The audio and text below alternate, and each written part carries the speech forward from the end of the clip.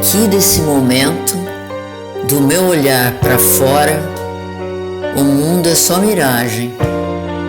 A sombra do futuro, a sobra do passado, assombram a paisagem.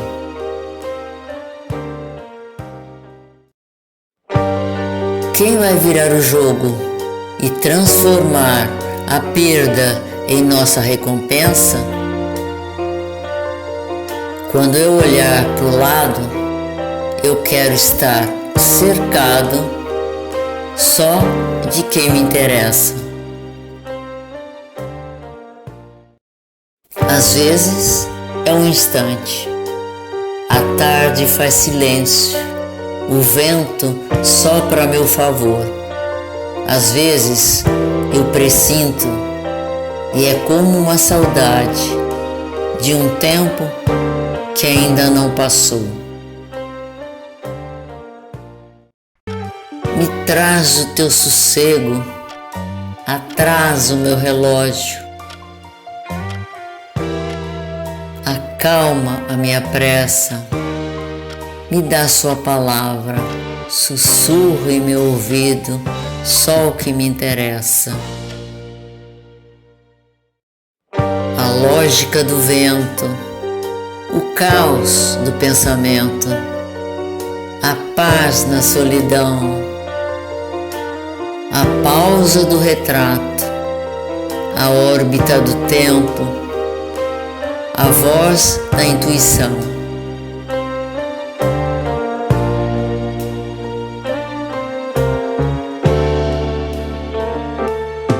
A curva do universo, a fórmula do acaso, o alcance da promessa, o salto do desejo, o agora e o infinito, só o que me interessa. É o que me interessa, Lenine e Dudu Falcão.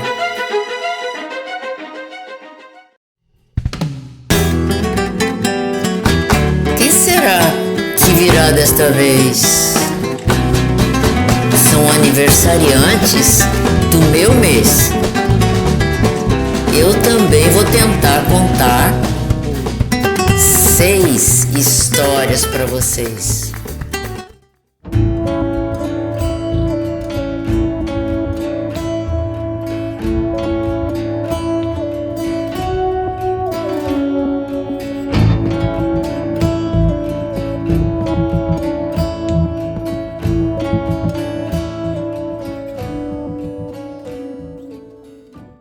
Se eu começar pela história da família, tem uma porção de histórias de infância, uma porção de histórias do tempo de criança que acho que deve ser muito comum entre as crianças da minha geração, os adultos da minha geração, que viveram mais ou menos a mesma coisa, mas essa eu falo para vocês que já contei em algum lugar. Essa aconteceu quando eu era bem pequena e morava com meus pais e meu irmão mais velho. O mais novo ainda não tinha nascido. E meus primos estavam brincando conosco com aqueles carrinhos de metal.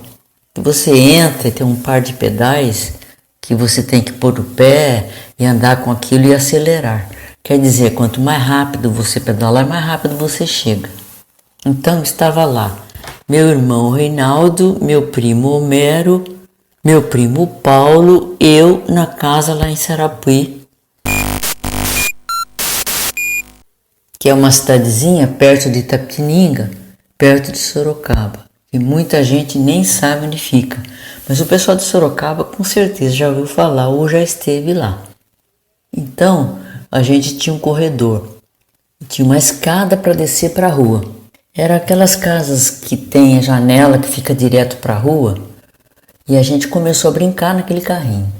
Não me lembro quem é que estava dirigindo esse carrinho, acho que era o Reinaldo, meu irmão mais velho, e todo mundo em cima desse carrinho.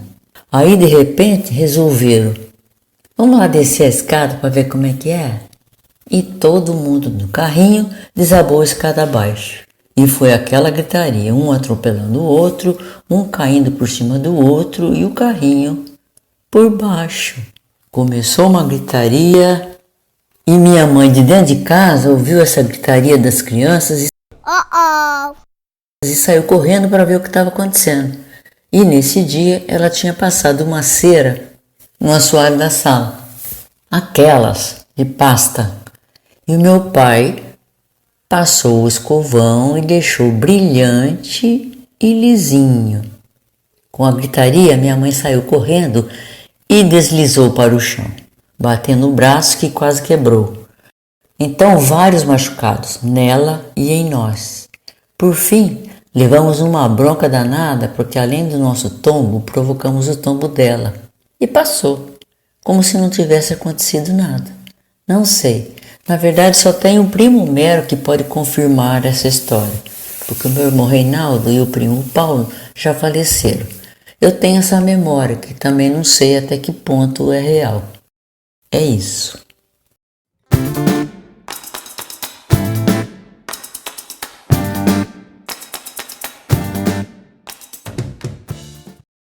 A foto 1 é a casa do meu avô Zico em Sarapuí, parecida com aquela onde eu morei. A foto 2, a charretinha do meu irmão do tipo desse carrinho ao lado. E a foto 3, o jipinho parecido com o do meu irmão.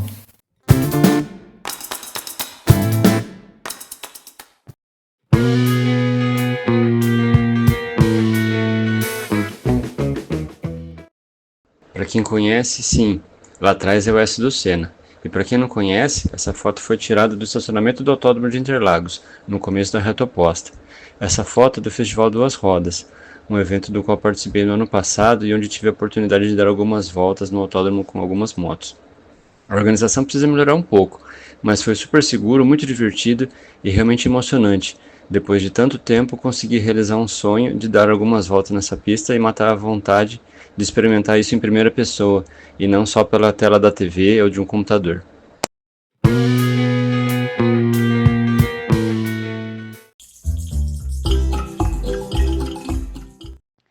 Olá, tudo bem? Hoje vou falar da surpresa que vocês, Cristiane e você, fizeram para mim na reunião que fizemos no meu aniversário com os irmãos, familiares. Foi muito bom. Realizei um sonho há muito desejado. E quando menos espero, você montou aquela homenagem para mim, muito linda, emocionante, ver toda a família cumprimentando, falando sobre mim. Menina, não esperava.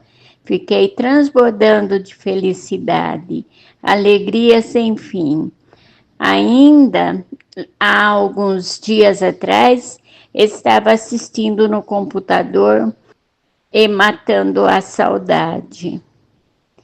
Só tenho a agradecer a todos do fundo do coração. Gratidão eterna. Beijos.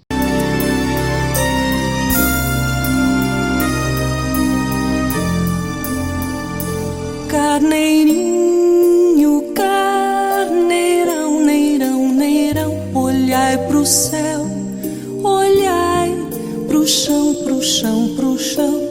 Manda o Rei, nosso Senhor, Senhor, Senhor, para todos se ajoelhar.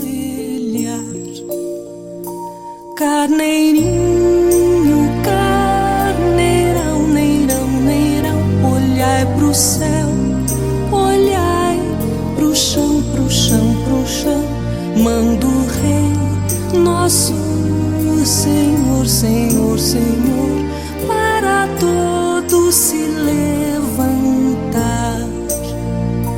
Carneirinho, carneirão, neirão, neirão, olhai pro céu, olhai pro chão, pro chão, pro chão. Manda o Rei, nosso Senhor, Senhor, Senhor, para todos se sentar. Carneirinho, carneirão, neirão, neirão, olhai pro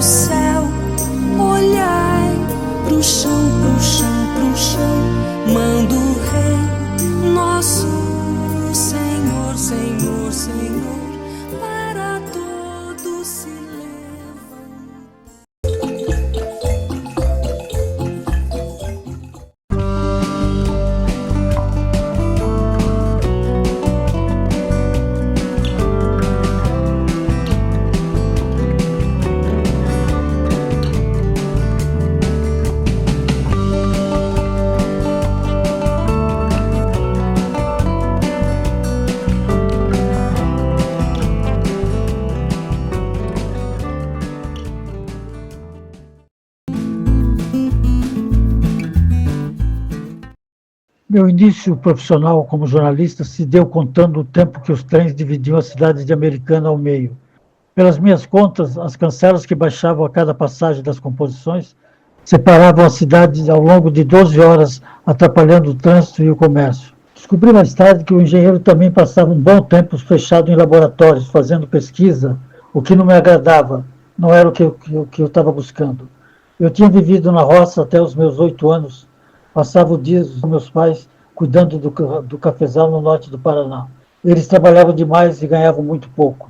Não era um trabalho que eu queria, ou que eu desejasse para mim nos próximos anos. Fui também perdendo o encanto com os marinheiros. Eles também passavam tempo em serviços burocráticos e tinham que lavar convés e até descascar batatas, como costumava se dizer. O fato é que eu nem sabia nadar e ainda não sei. Como é que podia ser marinheiro, cair no mar, salvar os outros? O que aconteceu é que ainda no grupo escolar fui fantasiando outras profissões. Bombeiro e jogador de futebol estavam no topo da lista.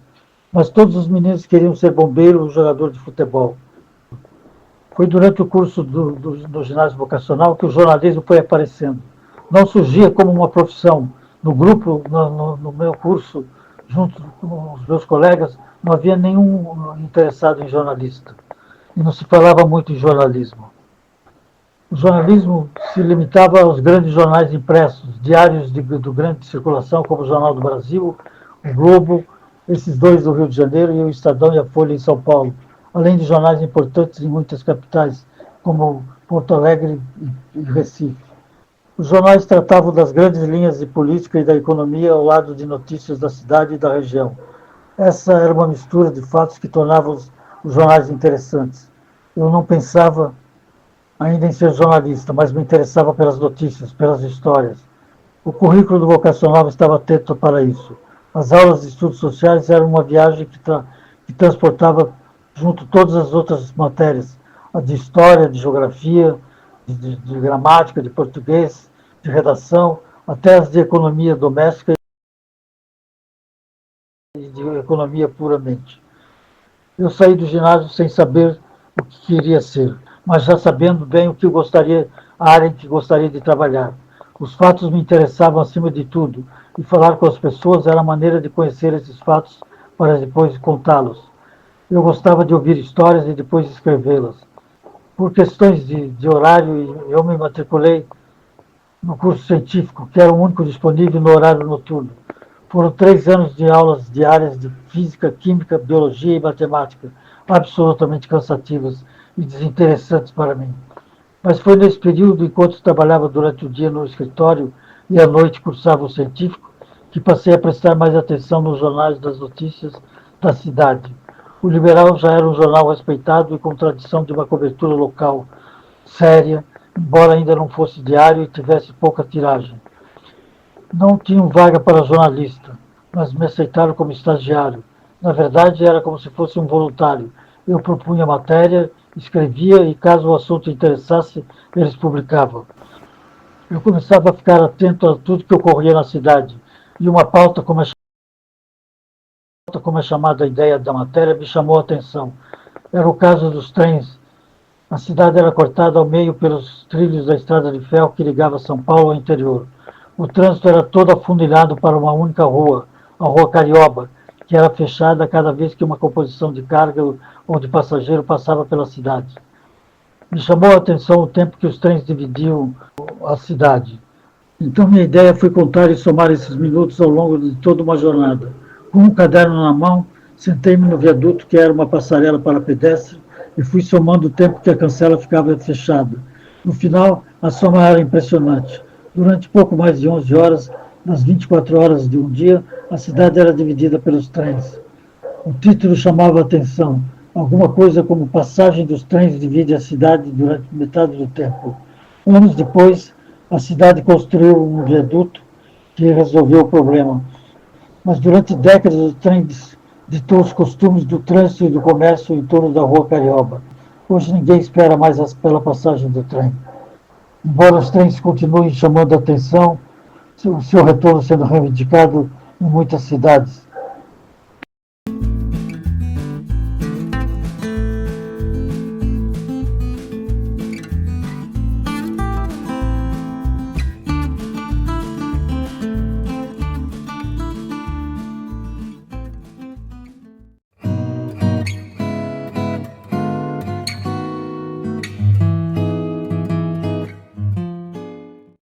Convivi com a Sônia no vocacional em 1962, quando tínhamos a vida inteira pela frente.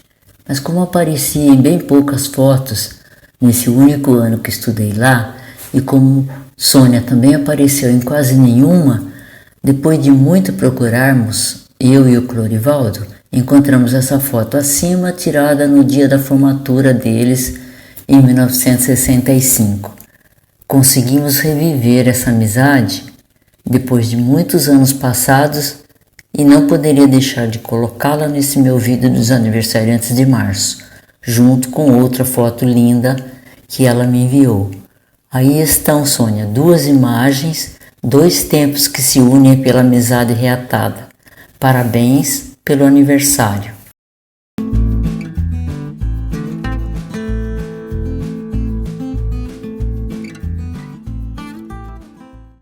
Do tempo do vocacional, também algumas histórias, porque nessa época eu tinha 11 anos. Estava fazendo então a 5ª série do ginásio. Naquela época era a 1ª série de ginásio, no ginásio vocacional em Americana.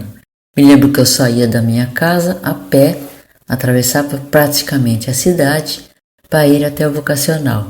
Da rua de casa tinha umas descidonas, depois uma subidona, e a gente ia a pé. Ia mais que uma pessoa junto. Na volta da escola era a mesma coisa. Ia todo mundo junto. E tinha umas casas que tinham aquelas árvores frutíferas. De vez em quando, alguns colegas, eu não, porque morria de medo dessas coisas, pulavam os muros. Eu me lembro que a gente tinha uma experiência para fazer.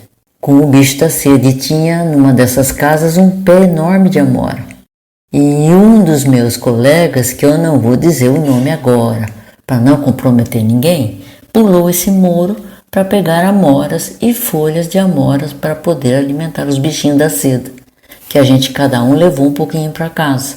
Eu lembro que ele fez essa arte aí, pegou as folhas da moreira numa árvore de um vizinho no caminho de casa. É essa a história do vocacional que eu lembro.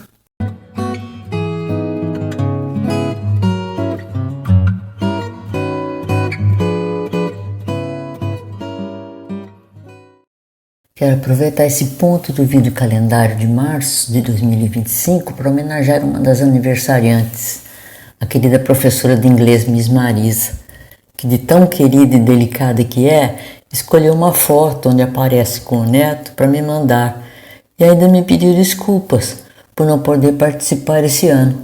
Feliz aniversário, muita saúde e muitas alegrias, professora. Ouça só o que ela disse.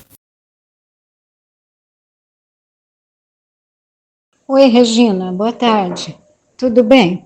Eu sei que eu estou em falta com você, que eu já devia ter respondido aos seus apelos. Estou te mandando essa foto que foi tirada hoje pelo meu genro, eu e o meu neto mais novo, o Tiago. Então, eu gostei dessa foto, estou mandando para você. Mais um beijo para você. Então, esse mês eu vou ficar te devendo. Mas eu quero te desejar um feliz aniversário, que você também é de março, né? E que seu trabalho também continue sendo o que sempre foi, muito bem feito, com muito carinho, que eu sei que você faz. Um beijo para você, viu? Tchau.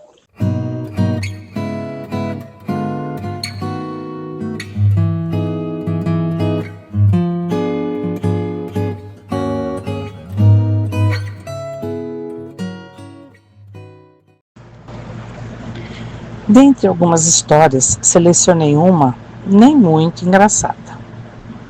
Nos primeiros anos de casada, a cada Natal, aniversário, Dia dos Namorados, ficava ansiosa na expectativa de ganhar uma aliança com algum brilhinho. Ao nascer a primeira filha, a expectativa aumentou. Então, o marido, sabendo disso, resolveu fazer-me uma pegadinha. Estávamos passando a noite de Natal na casa de uns amigos, e quando, na tradicional troca de presentes, recebi uma caixinha lindamente embalada e fui logo abrindo na certeza de que era a tão esperada aliança. Foi uma surpresa quando, ao abrir, achei um daqueles anéisinhos que vinha junto de uns docinhos coloridos vendidos em bares de nossa época. Imaginem minha cara.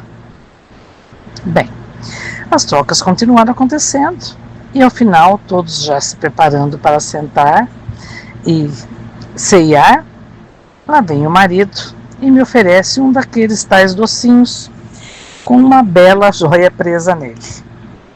Daí sim pude comemorar, porque brilhava bem mais do que eu esperava. Valeu a expectativa.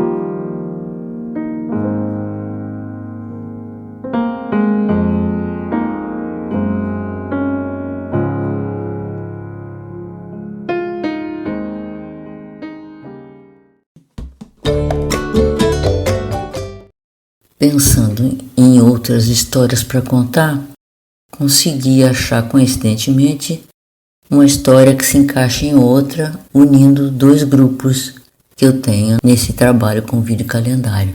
É o grupo das normalistas com o grupo do Cristiano Osório.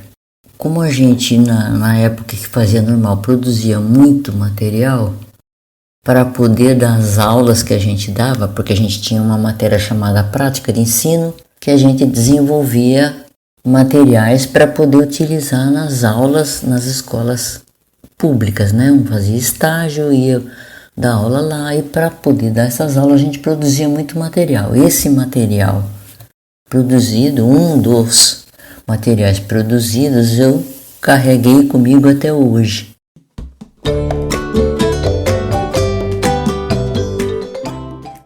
A minha escola foi na década de 60 até 68, mas até hoje eu guardo comigo esse material que aparece aí na foto que vocês estão vendo.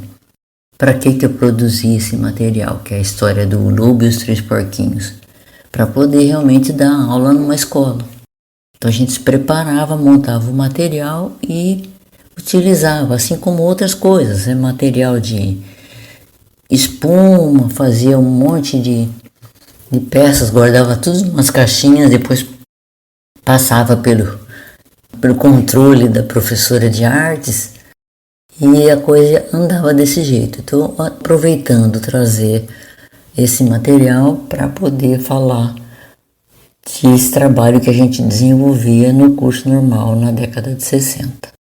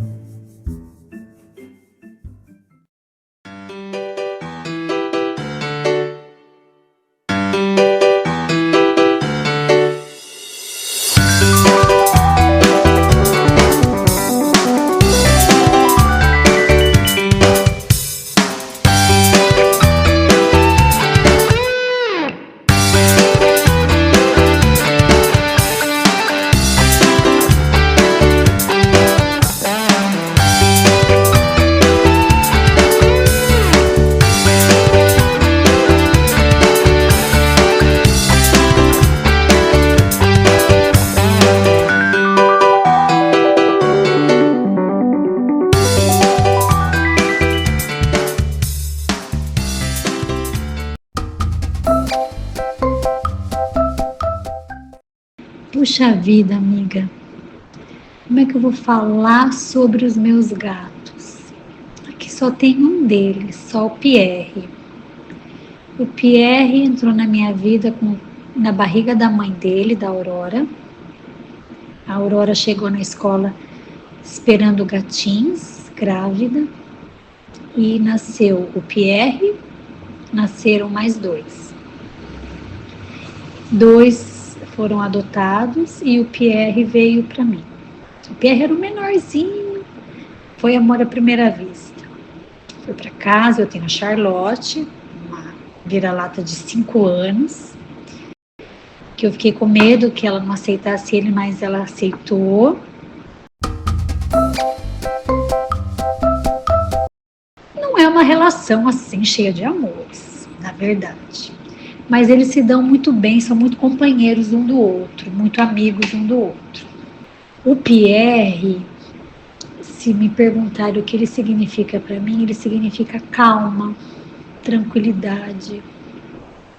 O Pierre trouxe para mim uma paz, uma sensação de leveza, que talvez o cachorro, por ser mais brincalhão, correr, ser mais barulhento, não, o gato ele vem até você mansamente, ele brinca com você mansamente, ele te agrada mansamente e ele me olha nos olhos de um jeito único.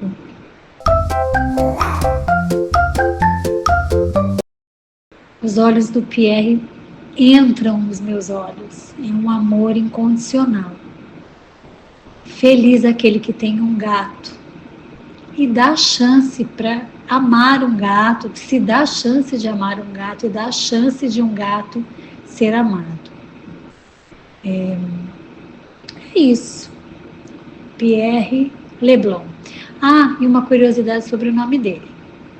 Ele se chama Pierre Leblon por quê? Na França tem uma história infantil chamada As Aventuras de Pierre Leblon. Pierre Leblon é um gato de botinhas que tem asas.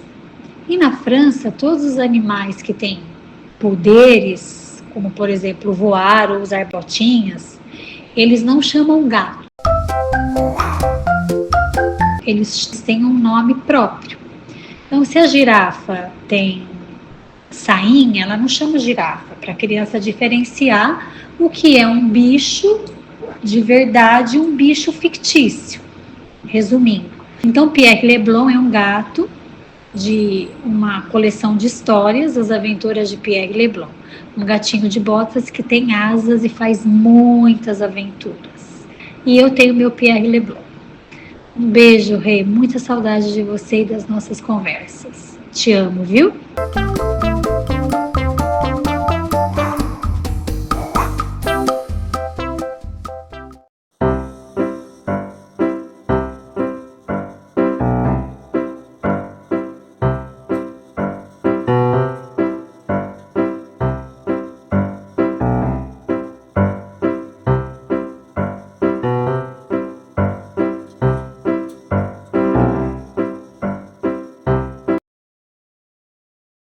Esse ano eu tenho uma novidade. Encontrei um gatinho na rua, todo fraquinho, em fevereiro do ano passado. Agora é esse gatão que vocês estão vendo aí. Aí eu tive a ideia de fazer um livro infantil, fazendo uma brincadeira com a escolha do nome dele. Como ele demorou para miar, esse detalhe foi para a história também. E o processo de produção foi bem legal, porque a ilustradora, que se chama Tatiane Galeiro, gostou do texto. É uma parte importante, né? O ilustrador gostar do texto. E complementou mesmo com as suas imagens e com a sua sensibilidade. Um abraço. Fala pra mim, qual nome você quer, gatinho?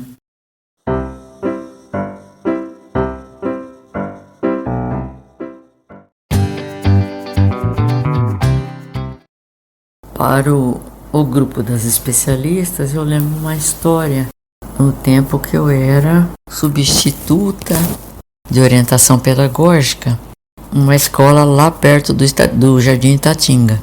A escola era o dia todo, né? Tinha primeira, quarta e quinta, oitava. E ainda substituindo a orientação pedagógica, ainda não era efetiva como orientadora. E eu ia de carro, numa boa. No primeiro dia que eu fui, cheguei bonitinho, acertei. No segundo dia, errei a hora de virar à direita. Fui mais para frente e virei à direita e caí dentro do Jardim Itatinga. Fiquei perdida lá no meio das casas e das pessoas que eu nunca tinha visto na vida. Acabei tendo que sair do carro, perguntar para uma pessoa como é que eu fazia para ir na escola Virgínia Mendes. Essa pessoa me ensinou o caminho numa boa, cheguei rapidinho na escola. Num outro dia que eu contei pro povo que eu tinha me perdido no Jardim Itatinga, mas no bom sentido só. Aí, uma outra vez, eu cheguei no caminho da escola e acabei encontrando um cadáver no meio da estrada, que ali era muito comum, muito comum não era, porque eu vi uma vez só, passei um ano e pouco nessa escola e só tinha visto uma vez, mas nunca tinha visto nada parecido. Uma pessoa morta no meio da estrada, assim, jogada, como se tivesse sido jogada fora. Muito triste essa história, mas ficou a memória.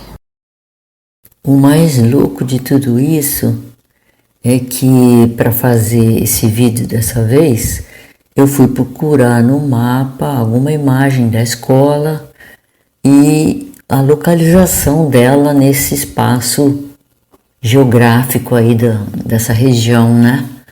E aí eu consegui uma imagem que eu vou passar para vocês e constatei que, na verdade, eu não tinha me perdido no Jardim Itatinga, porque a escola fica dentro do Jardim Itatinga.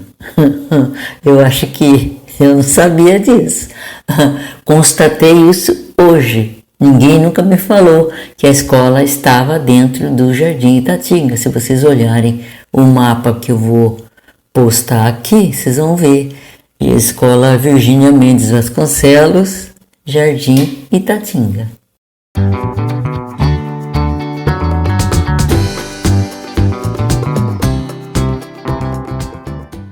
Essa história está no YouTube, nos meus vídeos, no Projeto Mulheres, capítulo 14, reuniões e mais reuniões. Quem quiser ver lá, está à disposição para rir ou não dessas minhas brincadeiras.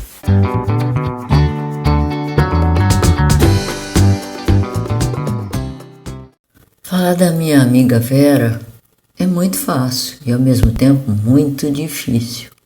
Conheci a Vera através da Maria Undina em um dos nossos encontros da Turma das Felizes para Sempre. Hoje já acho fácil falar dela porque ela tem uma cabeça boa, está sempre sorridente e é uma pessoa que está sempre apoiando meus projetos de vídeo e participando deles sempre que pode. Difícil porque nunca vou conseguir expressar a minha alegria quando posso encontrá-la para uma boa conversa. Conseguiu me enviar 4 fotos que escolhemos juntas, a mais bonita, 100 nas suas histórias, mas disse que na próxima irá participar outra vez. Conto com isso, Vera. Feliz aniversário, paz e luz para você.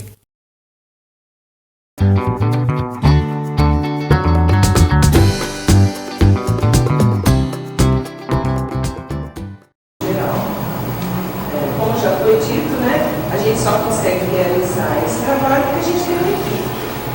Uma equipe de educadores competente e qualificada. A gente tem uma equipe de apoio que dá uma sustentação necessária. Né? A gente tem recursos que são repassados pela Prefeitura Municipal, né? Recursos da Secretaria de Educação, e tem uma boa participação dos pais. Né? Uma participação dos pais tanto nas atividades, como na organização, como em recursos também, né, que foram fundamentais. E todas essas parcerias também a gente apoia. Se não tivesse toda essa infraestrutura técnica, de organização, de logística, de apoio, então a gente também não conseguiria só com o que a gente tem, né? Não encerra isso, porque a gente também já sabe de muitas experiências que foram organizados espaços lindos e maravilhosos, e depois de 2 meses, 3 meses, 1 ano, foram esquecidos ou perderam os seus objetivos, né, ou ficaram abandonados. O nosso objetivo é um espaço atuante, dinâmico e um projeto de educação ambiental.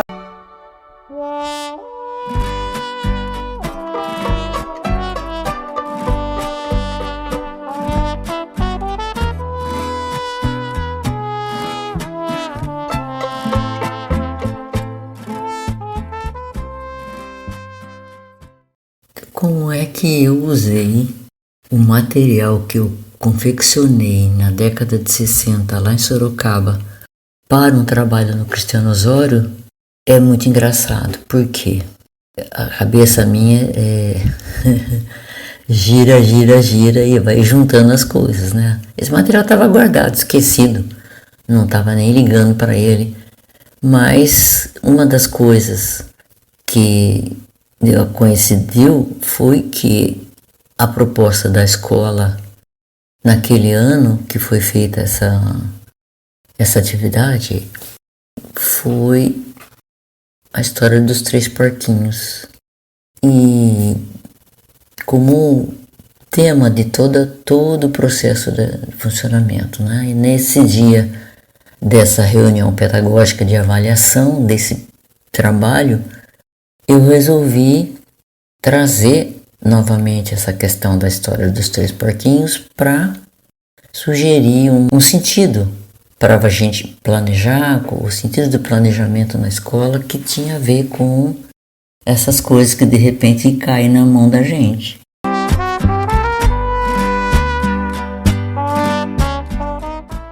No ano anterior a gente tinha passado por algumas coisas meio desagradáveis, que no final do ano a gente mudou a estratégia do final, e depois no ano seguinte a gente trouxe isso. Então tem uma imagem aí acima do rabinho dos porquinhos que a gente acabou confeccionando para colocar nas roupas. Tem uma imagem de 3 de nós que fizemos essa apresentação com esses rabinhos colados na roupa, e depois vai ter um videozinho que vai estar vocês vão estar entendendo o sentido disso numa reunião de avaliação de projeto pedagógico.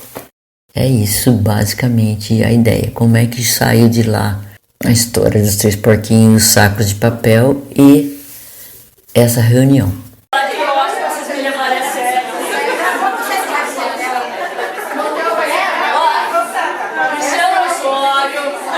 É uma história. Ó, eu tô aqui, vocês já estavam antes, vocês já estavam antes. Eu cheguei aqui, achei que tinha uma brecha para esse tipo de brincadeira, de humor, porque vocês entram no esquema tudo, mas hoje eu fiquei decepcionada. Hoje eu achei que vocês ficaram vergonhados demais. Vocês tiraram uma foto de Não, olha aí, ó, uma vez a gente...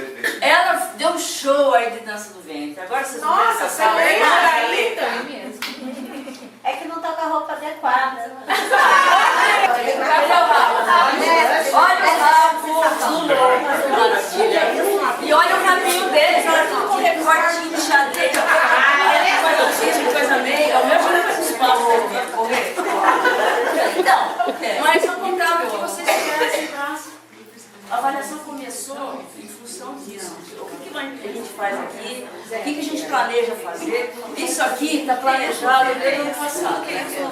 Era para ser no dia do Natal e tinha outras 2 músicas junto na sequência. Mas como a gente está vivendo a história dos 3 porquinhos, a mostra teve a ver com os 3 porquinhos, a gente resolveu brincar com esse funkzinho aí, que é mais leve, não é tão bocudo, né? Porque o funk é bocudo e tem gente que acha absurdo. Então a gente resolveu fazer essa brincadeira para deixar vocês animados. Tá? É isso. A gente volta daqui a 5 minutos, sendo os próximos capítulos a gente não tem, e os patrocinadores também não sei quem são. Mas ó, o primeiro patrocinador aqui é esse aqui, ó, Supermercado Paca. Da Paca. 60. Isso aqui é um material que eu guardei quando eu era professora, quando eu era estudante de magistério. Eu fiz isso aqui para dar nota, para ganhar uma nota da professora. E trabalhamos uma aula em cima desse teatrinho dos 3 porquinhos. Então, é o saco de supermercado, que não existe mais, né? Pois eu ia perguntar onde arranjou, falar. Isso é supermercado. Isso é supermercado vaca. Esse é o patrocinador, tá bom? Daqui a pouco a gente volta, então. Acho que a vaca tem pacote.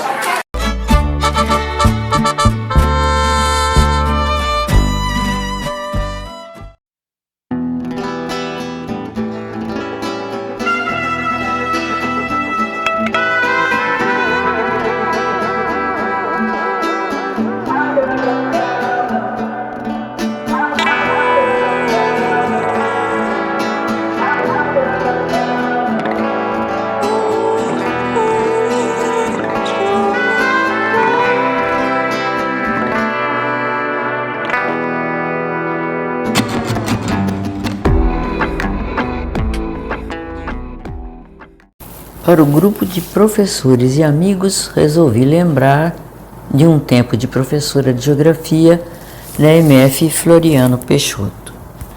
Sei, e muita gente também sabe e vai lembrar, principalmente quem trabalhava comigo nessa época, que muita coisa maluca acontecia lá. Inclusive, já fiz vídeos sobre esse tempo para o meu canal no YouTube, mas as 2 fotos que vão aparecer no final dessa minha fala de hoje não estão lá. Meu trabalho como professora de geografia baseava-se no ensino dessa disciplina de uma maneira mais lúdica. Nada de decorar, responder questionários, copiar aqueles textos enormes do quadro negro ou verde. Gostava muito de colocar os alunos para pesquisar nos livros que haviam na escola e nos meus próprios livros. Então, a partir de perguntas que fazia aos alunos, eles iam buscar as respostas individualmente ou em grupos. E em toda a aula, alguns alunos já iam me buscar na sala dos professores para me ajudar a carregar o material da pesquisa que iriam fazer ou continuar a fazer. A aprendizagem sempre envolvia uma atividade que ia além da pesquisa. Por exemplo, na 5ª série, direcionava as crianças para medir a sala e entender o sentido da escala dos mapas. Se a questão era o regime de chuvas, eles aprendiam como medir os milímetros que haviam caído durante determinado período, usando uma mamadeira aberta que amarravam numa estaquinha no quintal de suas casas. A questão do relevo desencadeou uma grande exposição de maquetes construídas pelos próprios alunos com materiais simples como placas de isopor ou compensado e massa feita com jornal. Depois usaram tinta acrílica ou guache para colorir, tendo como base as imagens que viam nos livros e sob a minha orientação. Levaram algum tempo debruçados nessa preparação, mas ficou um trabalho muito bem feito, apreciado por toda a escola. Nessa oportunidade, quem era minha orientadora pedagógica? Nada mais, nada menos que a minha querida Ana Cristina Antoniazzi. Você lembra disso, Cris?